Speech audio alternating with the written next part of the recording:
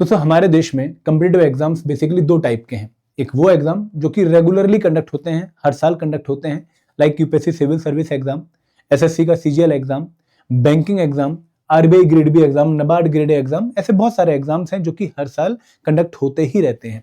लेकिन दोस्तों कुछ एग्जाम ऐसे भी हैं जो कि नॉन रेगुलर हैं, जो हर साल कंडक्ट नहीं होते हैं, लेकिन जब भी आते हैं हम सबके लिए बहुत अच्छी अपॉर्चुनिटी लेकर आते हैं और बहुत सारे बच्चे इन एग्जाम्स को क्वालिफाई करके अपने लिए एक अच्छा कैरियर चूज कर लेते हैं। ये एग्जाम्स हैं UPSC, EPFO, APFC, EOU exam, assistant labour commissioner या फिर लेबर इन्फोर्समेंट ऑफिसर का एग्जाम, या फिर ईएसआईसी में डिप्टी डायरेक्टर पोस्ट का एग्जाम।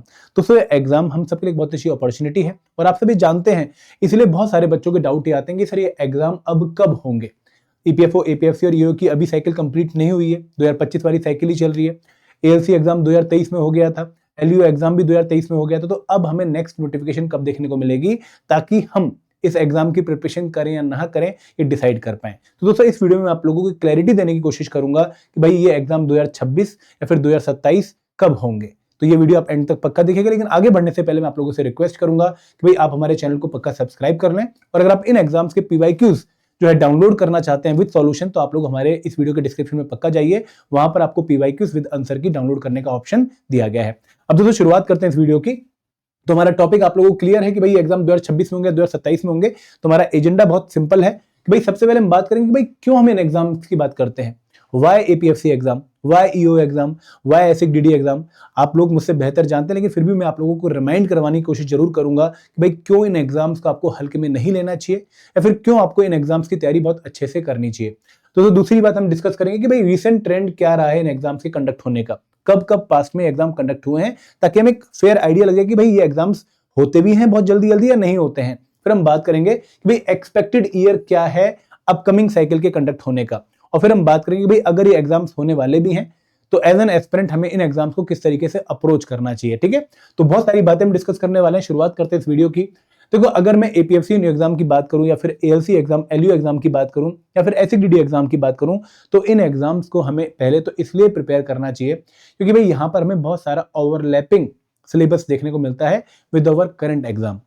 आप में से बहुत सारे बच्चे या तो यूपीएससी सिविल सर्विस एग्जाम की तैयारी कर रहे होते हैं, ठीक है, कुछ बच्चे एसएससी सीजीएल एग्जाम की तैयारी कर रहे होते हैं, कोई बच्चा जो है वो रेगुलेटरी बॉडी में आरबीआई ग्रेड बी की तैयारी कर रहा होता है, कोई बच्चा जो है नबार्ड ग्रेड ए की तैयारी कर रहा है, या फिर बैंक्स की तैयारी कर रहा है। अब जिस भी एग्जाम की करंटली तैयारी कर रहे हो, उस एग्जाम से आपको इन एग्जाम्स का सिलेबस ओवरलैपिंग देखने को मिलेगा। अगर मैं बात करूं एपीएफसी या ईओ एग्जामिनेशन की, तो लगभग 70% सिलेबस यूपीएससी के सिलेबस से ओवरलैप होता है। अगर हम ईएसआईसी डीडी एग्जाम की बात भी करें तो यहां पर भी अराउंड 60 से लेकर 70% सिलेबस ओवरलैप होता है विद द यूपीएससी सिलेबस। तो इसलिए आपको इन एग्जाम्स की तैयारी करनी चाहिए, क्योंकि दोस्तों हमेशा एक कहावत बोली गई है कि भाई एक तीर से अगर दो निशाने लगते हैं तो लगाइए। तो अगर आप एक अच्छी preparation UPSC civil service exam की कर रहे हैं, तो उस प्रिपरेशन से अगर कोई और एग्जाम क्वालिफाई होता है तो आपको पक्का करना चाहिए। तो ये एक रीजन है जिसकी वजह से बहुत सारे बच्चे यूपीएससी बैकग्राउंड वाले, सीजीएल बैकग्राउंड वाले इन एग्जाम्स की तरफ अपना रुख कर लेते हैं। तो सर दूसरा कारण है एज क्राइटेरिया। इनमें 3 एग्जाम्स ऐसे हैं जो कि बहुत सारे बच्चों के लिए फेवरेबल हो जाते हैं जब उनकी करंट एग्जाम्स की एज लिमिट क्रॉस हो जाती है। फॉर एग्जांपल, अगर मैं सिविल सर्विस एग्जाम की ही बात कर लूं तो यहां पर आप लोगों की एज लिमिट 32 ईयर्स है, अगर आप जनरल कैटेगरी से बिलोंग करते हैं। ठीक है, अगर आप ओबीसी कैटेगरी से बिलोंग करते हैं आपकी एज 35 ईयर्स है। ठीक है, एज लिमिट। अगर मैं बात करूं RBI grade B, NABARD grade जैसे एग्जाम्स की, तो वहां पे एज लिमिट 30 ईयर्स है। तो हमारे देश में अगर मैं यूआर अनरिजर्व कैटेगरी की बात करूं बेसिकली, तो यहाँ पर 30 एज एक ऐसी एज है जहां पर बहुत सारे कॉम्पिटिटिव एग्जाम्स आप लोगों के लिए क्लोज हो जाते हैं।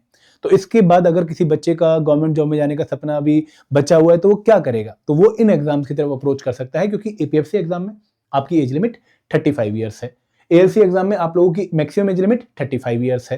सिमिलरली ईएसआईसी के डीडी एग्जाम में भी आपकी मैक्सिमम एज लिमिट 35 ईयर्स है।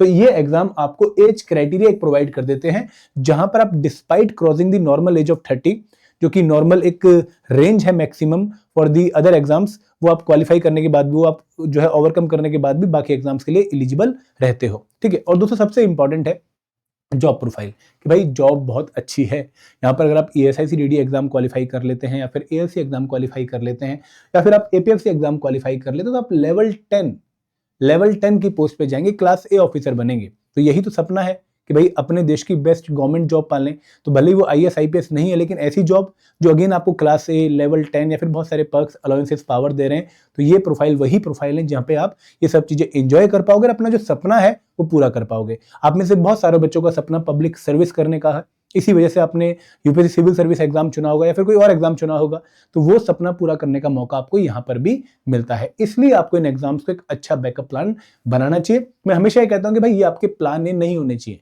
ठीक है। ये प्लान ए क्यों नहीं होने चाहिए कि नॉन रेगुलर है, हर साल नहीं आते हैं, आपको नहीं पता कि भाई इस साल एग्जाम हुआ है तो अगली बार कब होगा, तो ये प्लान ए नहीं होने चाहिए। लेकिन हाँ, ये आपके प्लान बी की लिस्ट में टॉप पे पक्का होने चाहिए, ठीक है। प्लान ए जनरली वो होता है जो आपका रेगुलर एग्जाम हो, तो ये रेगुलर एग्जाम नहीं है। आगे बढ़ते हैं।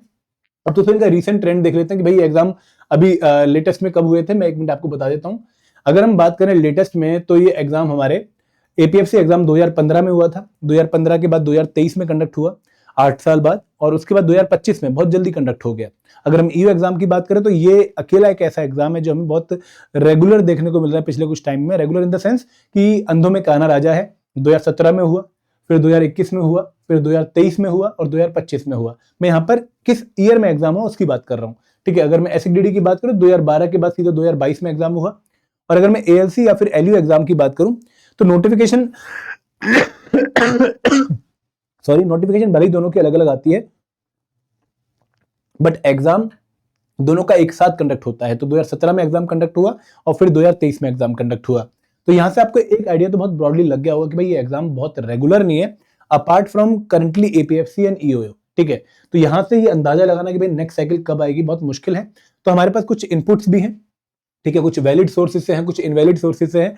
तो उन इनपुट के बेसिस पे मैं आप लोगों को बताना चाहूंगा कि अपकमिंग साइकिल क्या हो सकती है। देखो, अगर मैं APFC या EO एग्जाम की बात करूं, तो क्योंकि EPFO में कैडर रिस्ट्रक्चरिंग हो रही है, ठीक है, अभी उनकी जो मीटिंग्स होती हैं सेंट्रल बोर्ड ऑफ ट्रस्टीज की, वहां पर ये भी बोला गया कि भाई we want to fill the blank post, जो इस टाइम पर जो वैकेंट पोस्ट है उनको भी फिल करना है, और हमें क्योंकि हम कैडर एक्सपेंशन कर रहे हैं तो हमें और नए लोग भी लेकर आने हैं। तो इस वजह से 2029 तक तो एटलीस्ट वहां पर हमें नोटिफिकेशंस देखने को मिलेंगी, क्योंकि उन्होंने अभी अपना करंट जो वैकेंट जो पोस्ट का काफी नंबर बढ़ गया है उसको मिनिमाइज करना है, उसको खत्म करना है। तो यहाँ पर आपको APFC और EOO बहुत ज्यादा चांसेस हैं कि 2027 में इनकी नोटिफिकेशन देखने को मिल सकती है। अगर आप बोलोगे सर लिख के दो 100%, नहीं भाई वो पॉसिबल नहीं है, क्योंकि ये बहुत सारे कॉन्स्टेंट्स को फेस करते हुए नोटिफिकेशन आती है, ठीक है। कई बार ऐसा होता है कि भाई अभी हम RTI डालते हैं तो पता लगता है कि भाई वैकेंसीज जो हैं वो इतनी हैं और अंडर प्रोसेस है रिक्विजिशन, फिर 8 महीने बाद भी वही रिप्लाई आता है, तो बच्चे कहते हैं कि सर आप पहले से ही हल्ला मचाना शुरू कर रहे हो, ठीक है, नोटिफिकेशन तो आती नहीं, आप शायद कोर्स बेचने के लिए आए हो।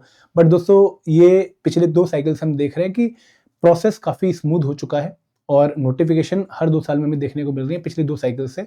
तो इस बार भी अपेक्षा है और ये इनपुट्स भी हैं काफी सोर्सेज से कि नोटिफिकेशन 2027 में आ सकती है, ठीक है। अगर मैं बात करूं SCDD की, तो यहाँ पे तो प्रोबेबिलिटी 50-50% की है।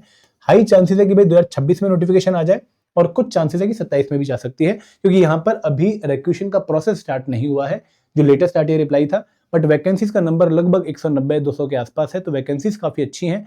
बट कब ये रिक्वेशन स्टार्ट करेंगे प्रोसेस, वो अभी आइडिया नहीं है। तो यहाँ पे थोड़ा सा इंटरनल जो है डिले की वजह से प्रोसेस स्लो हो चुका है। पहले तो था कि भाई 26 में जल्दी आ जाएंगी, जून तक आ जाएंगी, बट अभी प्रोसेस स्लो है, तो काफी ज्यादा चांसेस तो नहीं कहूंगा मैं, 50% चांसेस ही कहूंगा 2026 में इस एग्जाम की नोटिफिकेशन आने के। अगर मैं ALC पोस्ट की बात करूं तो इसके बारे में तो काफी हल्ला है, और इस टाइम पर एक डिपार्टमेंटल RTI के थ्रू ये भी पता लगा था कि अराउंड 54 पोस्ट वैकेंट है। लेकिन ये 54 पोस्ट जो है वो DR मतलब direct recruitment plus direct promotion दोनों के लिए वैकेंट है। अब इनमें से फर्दर बाइफर्केशन क्या है कि 54 में से कितनी DR कितनी DP है वो नहीं बताया गया। तो हम एज्यूम कर रहे हैं कि लगभग 20-25 पोस्ट तो DR वाली होंगी। पिछली बार भी 29 पोस्ट की नोटिफिकेशन आई थी, तो यहाँ पर इसकी जो है इंफॉर्मेशन काफी है, इसकी इंफॉर्मेशन कोई नहीं है अभी, ठीक है। तो एग्जाम एक साथ कंडक्ट होते हैं।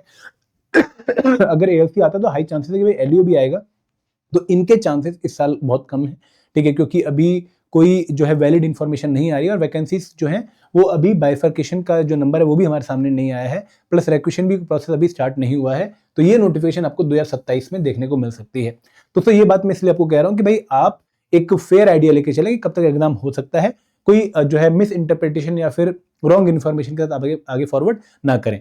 अब आगे बढ़ते हैं कि भाई अगर हम इन एग्जाम्स की तैयारी करना चाहते हैं तो हमें किस तरीके से इन एग्जाम्स को अप्रोच करना चाहिए। दोस्तों, this is the best time जहां पर आपको इन एग्जाम्स के PYQs और सिलेबस को एनालाइज कर लेना चाहिए। आपके पास अभी काफी टाइम है, कोई जल्दी भी नहीं है। आप आराम से पिछले 2 साल 3 साल के PYQs को देखिए कि भाई मोस्ट इंपॉर्टेंट टॉपिक्स कौन से हैं, कौन से ऐसे एरियाज हैं जहाँ से लगातार क्वेश्चन आ रहे हैं, कौन से ऐसे तरह के क्वेश्चन एग्जाम में पूछे जा रहे हैं जहाँ पर आपको थोड़ा और मेहनत करनी पड़ेगी, कितना आपको ऑलरेडी आता है, क्या लेवल है आपकी प्रिपरेशन का और क्या डिमांड है एग्जाम की, वो गैप कितना है वो आइडेंटिफाई करना पड़ेगा। तो this is the best time जहाँ पर आप 1 हफ्ता 10 दिन भी लगा के इस एग्जाम के एनालिसिस को अच्छे से कवर कर सकते हैं। फिर दोस्तों आप लोगों को overlapping syllabus with your current exam identify करना चाहिए कि यार मैं अभी यूपीएससी सिविल सर्विस एग्जाम की तैयारी कर रहा हूँ तो कौन से ऐसे पोर्शन है जिनको मैं यहाँ पर इस तरीके से प्रिपेयर कर लूँ कि वो मेरे दूसरे एग्जाम में भी काम आ जाए।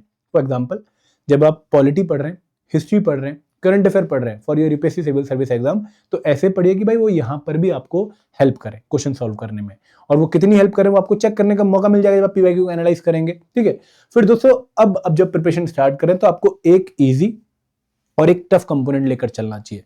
मतलब मेरे हिसाब से आपको एक ऐसा कंपोनेंट पिक करना चाहिए जो आपने ऑलरेडी पढ़ा हुआ है, जिसके बारे में आप इन्फॉर्मेशन रखते हैं, जो आप जल्दी कवर कर लेंगे, जहां पर आपको बहुत ज्यादा एफर्ट नहीं मारने पड़ेंगे, और एक कंपोनेंट आप टफ पिक कर लीजिए। फॉर एग्जांपल HRM अगर आप एसएससीडीडी की तैयारी करने की सोच रहे हैं, ठीक है, या फिर फाइनेंशियल मैनेजमेंट अगर आप एसएससीडीडी की तैयारी करने की सोच रहे हैं, या फिर इंडस्ट्रियल रिलेशन लेबर लॉ अगर आप APFC की तैयारी करने की सोच रहे हैं, तो यहाँ पर आपको एक ईजी और एक टफ कंपोनेंट पिक करना चाहिए। जैसे अगर मैं बोलूँ कि आपने एक तरफ पिक कर लिया जो है इजी में आपने साइंस पिक कर लिया और टफ में आपने IR and labour law pick कर लिया, ठीक है, या फिर आप एक क्वांट पिक कर लीजिए, एक IR एंड लेबर लॉ, फिर एक इंग्लिश, और फिर इधर अकाउंट्स, फिर इधर जो है लॉजिकल रीजनिंग, और इधर आप पिक कर लीजिए सोशल सिक्योरिटी एक्ट। तो इस तरीके से आप एक टफ, एक इजी, एक अननोन कंपोनेंट पिक कर सकते हैं। एंड दोस्तों लगभग 2 घंटे आपको डेली डिवोट करने ही चाहिए इस टाइम पर, क्योंकि बहुत कंसिस्टेंट तैयारी ही आपको एग्जाम से पहले कॉन्फिडेंस देती है। और लगभग 70% सिलेबस कंप्लीट करने की कोशिश करिए बिफोर द नोटिफिकेशन। कोई भी एग्जाम एकदम तो नहीं आ रहा है, ठीक है, आपको एक आइडिया भी लग गया है, तो यहाँ पर आपके पास काफी टाइम है, तो आप अगले 5-6 महीनों में एटलीस्ट अगर 70% सिलेबस प्रिपेयर कर लेते तो आप काफी कंफर्टेबल पोजीशन पे रहेंगे, और बच्चों के कंपैरिजन में आपके पास एक एडवांटेज भी होगा। तो आई होप आपको एक फेयर आइडिया मैंने दिया है, थोड़ी सी कंफ्यूजन दूर हुई होगी और इस एग्जाम के बारे में आपको थोड़ी क्लैरिटी मिली होगी। अगर दोस्तों आपके फिर भी कोई डाउट है, कोई क्वेरी है, फिर आपके पास कोई इन्फॉर्मेशन है, आप शेयर कर सकते हैं कमेंट सेक्शन में। I will be more than happy. Thank you very much. Till then, Jai Hind, जय भारत।